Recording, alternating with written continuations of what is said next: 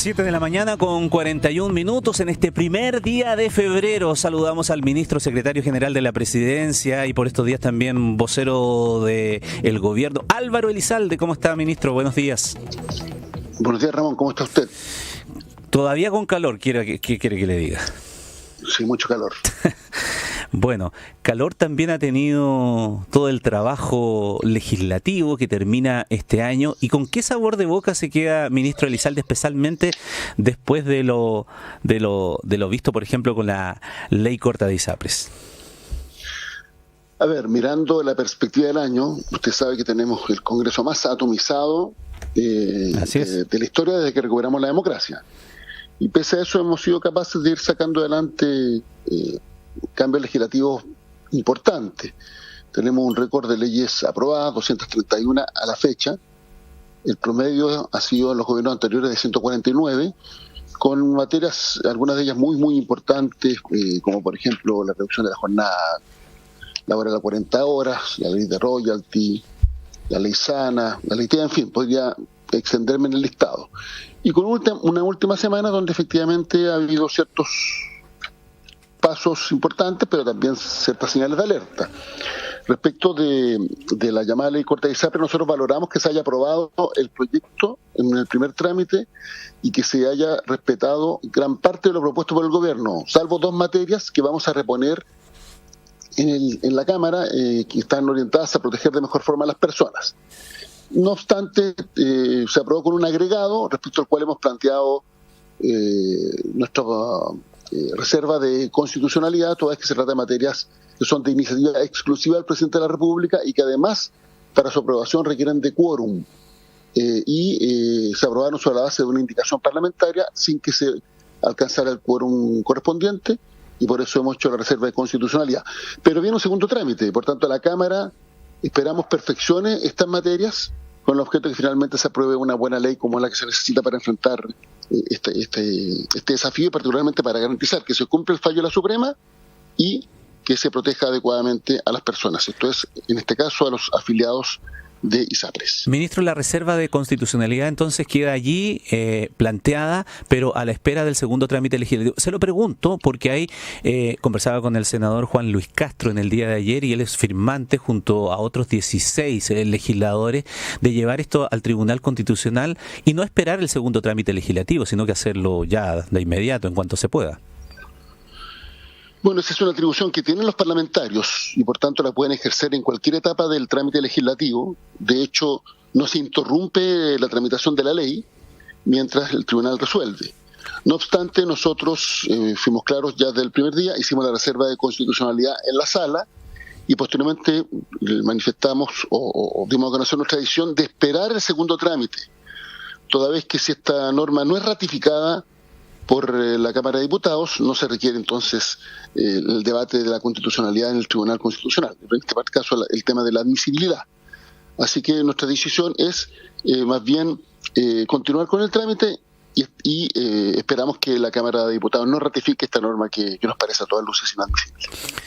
Sobre este mismo tema, para tener la opinión del gobierno respecto de lo que ha ocurrido con la tramitación de ese proyecto de ley, a propósito de esa conversación que teníamos con el presidente de la Comisión del Senado, el senador Juan Luis Castro, nos manifestaba en el día de ayer que, de acuerdo a la evaluación crítica que tienen más allá de el instrumento, está también el instrumento constitucional, me refiero cuestionado, está el hecho de si la ley avanza en esos términos, las consecuencias que puede tener para los afiliados de las ISAPRES, en donde algunos de ellos, según esa lectura, por haberse aprobado también un segundo punto que dice relación con el aumento de los planes base, un afiliado podría terminar, un afiliado que haya recurrido a los tribunales, por ejemplo, se podría dar lo ilógico de que termine pagando en efectivo más plata por su plan de salud que cuando recurrió a los tribunales de justicia. ¿Ustedes ven esa misma interpretación o ese mismo peligro, así como avanza el proyecto? Aquí hay puntos que generan, podríamos decir, que eventualmente suban más los planes, otros que los bajen más, depende de la medida específica. Pero el objetivo fundamental del proyecto que ha presentado el gobierno es, en primer lugar, garantizar que se cumple el fallo. Nadie puede estar por sobre las resoluciones de la justicia, nadie puede evadir o no cumplir una sentencia judicial, más aún cuando esta emana de la Corte Suprema. Y en segundo lugar, generar viabilidad para que las ISAPRES puedan seguir protegiendo a las personas que están afiliados. Y en ese contexto se presentó precisamente la ley. Y hemos presentado una serie de resguardos con el objeto de que efectivamente esa protección sea la más adecuada. Por eso nos interesa reponer algunas materias específicas que tienen que ver, por ejemplo, con la determinación del precio GES. Y otros temas específicos que lamentablemente no fueron aprobados por el Congreso. Y respecto de la mutualización, fuimos tan explícitos que no se presentó dentro de las indicaciones del gobierno. El gobierno presentó un proyecto, después presentó indicaciones. Esta no fue considerada dentro de las indicaciones del gobierno y fue, como le digo, agregada sobre la base de una mayoría que se constituyó en el Senado, pero que no alcanzó el quórum requerido a nuestro entender respecto de una norma de seguridad social. Y ahí se estableció el debate respecto a si era o no norma de seguridad social. Si no lo es, tiene un tratamiento distinto desde el punto de vista legislativo, que sí lo es.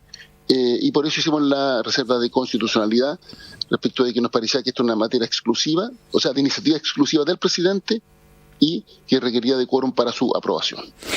Ministro, eso en cuanto a la ley corta de las ISAPRES. Y respecto de otro proyecto muy importante, sin duda, que es el reforma de las pensiones.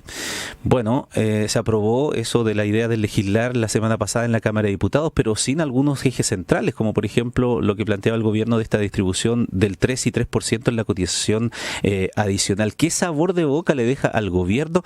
¿Y cómo entiende el gobierno el tema de hacer solidaridad, como dicen algunas de las críticas de la oposición, pero hacer solidaridad con la plata particular y no con la plata del Estado? Bueno, todos sabemos que Chile necesita una reforma de pensiones. Una reforma que se ha postergado por mucho tiempo. Este diagnóstico tiene más de una década. Y los intentos anteriores, lamentablemente, no han prosperado. Por eso nosotros valoramos que se haya aprobado la idea de legislar con ciertos aspectos específicos en el primer trámite constitucional en la Cámara de Diputados. Pero eso no significa que la pega esté hecha y por tanto lo que vamos a hacer en el Senado es continuar con el diálogo con todas las fuerzas políticas con el objeto de construir un acuerdo que nos permita destrabar una reforma que es fundamental para el país. Entonces, valoramos que se haya dado un paso, pero todavía queda muchos aspectos que tienen que ser despejados sobre la base del diálogo para construir acuerdos que nos permitan aprobar esta reforma. ¿Qué es lo que hemos planteado? Primero, que tenemos flexibilidad, voluntad de entendimiento, pero siempre que la reforma no se desnaturalice. Lo que le da sentido y justificación a una reforma de pensiones es garantizar que los pensionados tengan pensiones dignas, y no en 3 o 4 décadas más, sino que ahora. Y por ello, los distintos mecanismos que el gobierno ha puesto sobre la mesa para generar un acuerdo tienen como eje central resolver el drama de las pensiones. Ese es el sentido de la reforma. Vamos a seguir dialogando en el Senado y esperamos construir un acuerdo que nos permita sacar adelante una reforma que el país necesita, porque todos sabemos que los pensionados no llegan a fin de mes y viven un drama por el monto bajísimo de sus pensiones.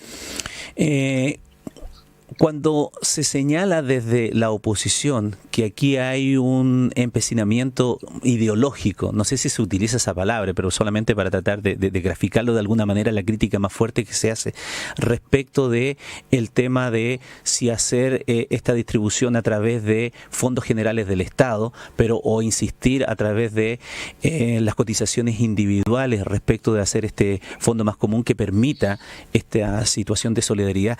¿Qué es lo que se responde, ministro? ¿Pero por qué se habla de fondos generales del Estado? Porque lo que estamos hablando es que son fondos que se administran. Lo que pasa es que algunos con criterios, la discusión es si se administran con criterios de solidaridad o no. Uh-huh. Pero son fondos afectados que tienen una destinación que está orientada al mejoramiento de las pensiones. Por tanto, ahí creo que hay un argumento a veces falaz, porque pareciera como que esto entrara a las cuentas del Estado y se destinara a algo distinto. Y eso no es efectivo. Son fondos que están destinados a las pensiones. Y lo segundo, nosotros hemos sido muy flexibles, muy flexibles. De hecho, hemos estado disponibles a un guarismo similar al que estuvo disponible el gobierno de Sebastián Piñera respecto a la distribución de los fondos. Ahí se argumenta... Más bien los que han estado flexibles son otros, los que no se han movido un centímetro son otros. Ministro, perdón que Ahora, dicho lo anterior, y esto es bien importante, el sentido del debate o la diferencia es que a nosotros nos parece que hay que mejorar las pensiones ahora. Ya. Y por tanto, los mecanismos que hemos planteado son para mejorar hoy las pensiones. Los mecanismos que otros han planteado permiten el mejoramiento de las pensiones, pero en varias décadas más. Ya. A nosotros nos parece que esto no puede seguir esperando. Ya, ahí lo iba a interrumpir un segundo porque en muchas entrevistas que hemos hecho respecto de esta situación hemos planteado a los críticos esa misma situación y le hemos señalado, bueno, pero si ustedes en algún instante estuvieron dispuestos a un 3 y 3, ¿por qué ahora no? Y la pregunta siempre, o sea, la respuesta siempre es la misma. Es que es distinto, porque en ese tiempo no había PGU. Por eso que es distinto. El sentido de la reforma de pensiones es hacerse cargo del mejoramiento de las pensiones de quienes cotizan. Y por tanto, la PGU tiene un objetivo distinto, se hace cargo de los sectores más vulnerables. Pero también tenemos que hacernos cargo de la pensión de sectores medios que se ven empobrecidos significativamente al momento de pensionarse. Y por tanto se hace cargo de lo que se llama el pilar contributivo. El pilar solidario, que fue creado bajo el gobierno de la presidenta Bachelet, ha sido reforzado con el paso del tiempo y ya tenemos la PGU. Lo segundo, también nosotros hemos planteado el aumento de la PGU, pero eso requiere de mayores recursos y esto está asociado al pacto fiscal. Todo gasto permanente del Estado tiene que tener a su vez un ingreso de carácter permanente. Por tanto, las propuestas que hemos formulado son propuestas serias y técnicamente respaldadas.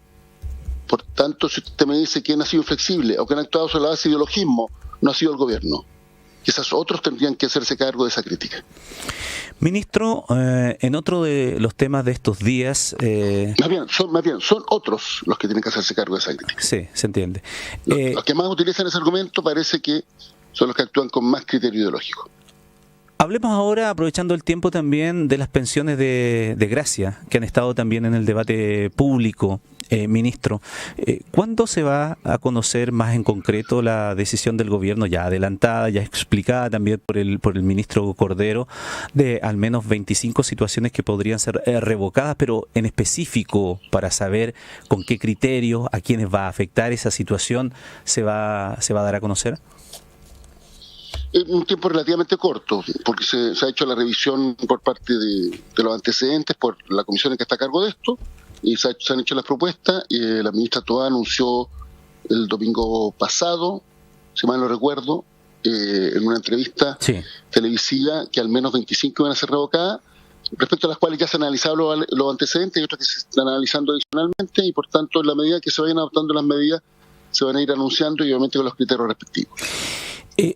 ¿Visualiza usted aquí en la discusión pública una confusión de los temas? Me refiero a la doctrina que se tiene que adoptar para otorgar una reparación del Estado en un caso de una violación de derechos fundamentales de las personas respecto de los antecedentes penales que se tenga. Me explico mejor.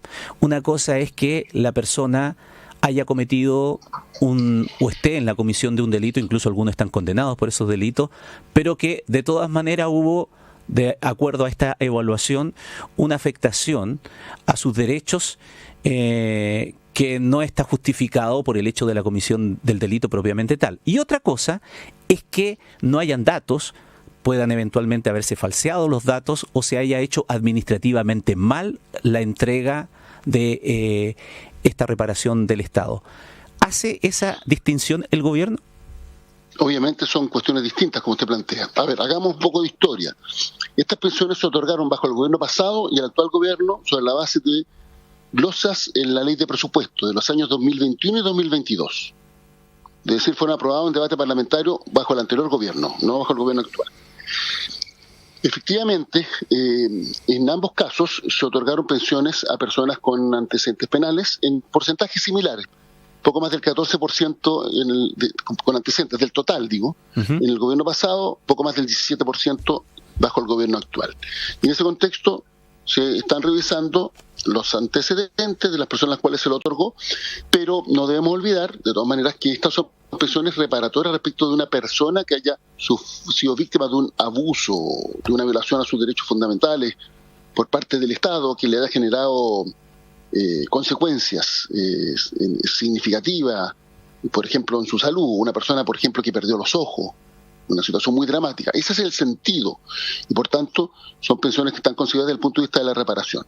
No obstante, se están revisando todos los antecedentes y se van a revisar también respecto de los otros casos personas sin antecedentes, para tener a la vista que efectivamente son casos justificados. Y por tanto se va a hacer una revisión completa de las pensiones otorgadas. Yo lo señalé en la vocería el día lunes, tanto para la otorgada en el actual gobierno como para la... Se nos perdió un poquito la comunicación allí, justamente en la parte final de la respuesta del ministro Elizalde, relacionado a los criterios que se están utilizando para la revisión de estas pensiones de gracia que han estado dentro del debate público, y con los criterios relacionados con los antecedentes penales que eventualmente pueden tener esas personas, y señalando el ministro, como ustedes acaban de escuchar, que en relación a las entregadas en la anterior administración como en esta, hay un porcentaje más o menos similar de alrededor de un 17% de esas personas que sí tenían anteriormente antecedentes penales. Volvemos a la comunicación, ministro, para que no sé hasta qué parte me escuchó. Casi todo completo, casi todo completo. Ya.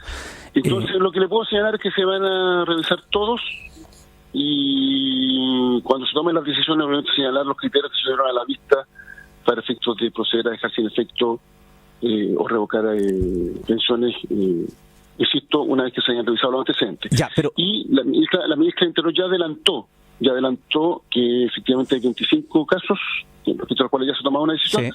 Pero usted ha hecho un punto bien relevante. Estas son pensiones que fueron concedidas para una reparación respecto de alguien que hubiera sido víctima de un abuso o una violación de los derechos humanos, más allá incluso de si tiene o no tiene antecedentes, porque obviamente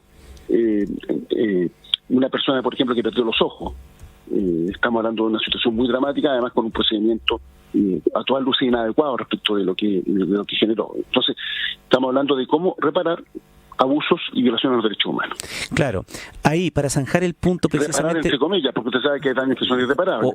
Obviamente. Son pensiones concedidas para la reparación. Obviamente. La plata no devuelve la vista a una persona, por ejemplo. Estamos de acuerdo. Tal cual. Pero para que quede claro el criterio, por ejemplo, si en la revisión de esos antecedentes una persona tuviese infracciones anteriores o haya sido condenado, por ejemplo, como se ha trascendido que algunos tienen o alguno tendría antecedentes por pornografía, difusión de pornografía infantil, por ejemplo, ¿eso es inhabilitante desde el punto de vista del criterio del gobierno? ¿Se va a tomar en consideración eso o, insisto, es solamente una cuestión administrativa, que los antecedentes no estén, que el certificado médico no haya demostrado una lesión permanente, como por ejemplo para entregarla? ¿Se va a hacer esa frontera y lo vamos a visualizar o no? A ver, efectivamente hay un caso actual y otro del anterior gobierno con personas que tienen antecedentes en delitos sexuales de distinto tipo, a propósito de la pregunta que usted me hace. Pero mire, más que entrar a establecer estos criterios, cuando se dé a conocer el caso a caso se va a explicar por qué se tomó la decisión. Obviamente, un elemento a considerar dice relación con lo antecedente, pero otro elemento a considerar tiene que ver también con el daño que esa persona ha sufrido, es decir, la magnitud o la gravedad de la afectación. De hecho, la ley habla de afectación, esa es la palabra que utiliza las glosas correspondientes, porque son varias glosas. Habla de afectación, entonces es un elemento también a considerar. Pero como lo he señalado, bueno, en su momento, cuando se van a conocer los casos, se va a explicar por qué se adoptó la decisión en uno u otro sentido. Muy bien, ministro secretario general de la Presidencia, Álvaro Elizalde, gracias por estos minutos de conversación con la radio. Gracias a usted, que tenga una muy buena jornada. Escuchar para entender mejor.